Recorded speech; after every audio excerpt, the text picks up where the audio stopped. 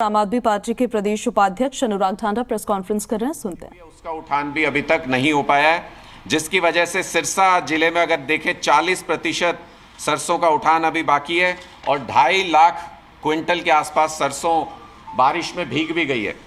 चरखी दादरी में भी पिछले 23 दिनों से उठान बहुत कम हो रहा है।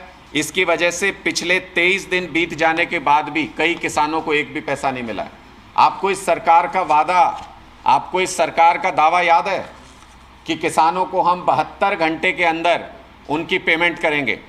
अब मैं आपको वो सुनियोजित षड्यंत्र बताता हूँ जिसके तहत किसानों को पेमेंट लेट हो रही है।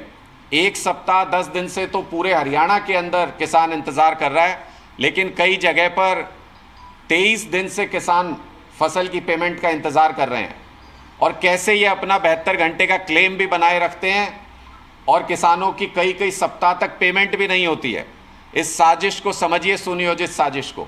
ये गेहूं का उठान क्यों नहीं हो रहा है? वो 72 घंटे में पेमेंट तब होती है जब सरकारी गोडाउन में वो फसल पहुंच जाती है, उसके 72 घंटे के अंदर किसान को पेमेंट की जाती है।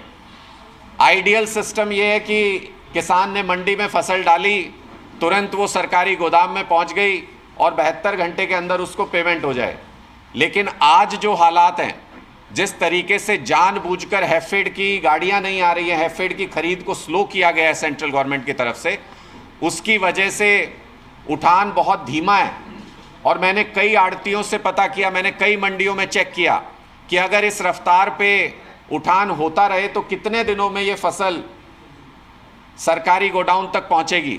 तो हमें जवाब मिला कि 25 से 30 दिन लग जाएंगे इस रफ्तार से इस फसल को पहुंचने के लिए, और किसानों की पेमेंट तब तक रुकी रहेगी।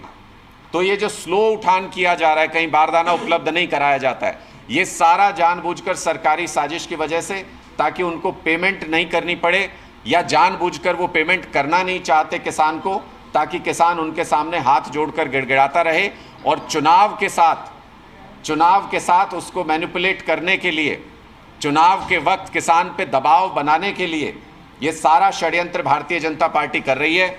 लेकिन इस बार हालात ऐसे हैं कि भारतीय जनता पार्टी कुछ भी षड्यंत्र कर ले, किसान अगली सरकार से भी पेमेंट लेने को तैयार है। लेकिन इस बार भारतीय जनता पार्टी को कहीं पर भी जमानत बचाने के लायक भी नहीं छोड़ेंगे। आप अगर 10 लोकसभा सीटों पर देखें तो कोई भी भारतीय जनता पार्टी का प्रत्याशी आपको गांव में प्रचार करते हुए नजर नहीं आएगा।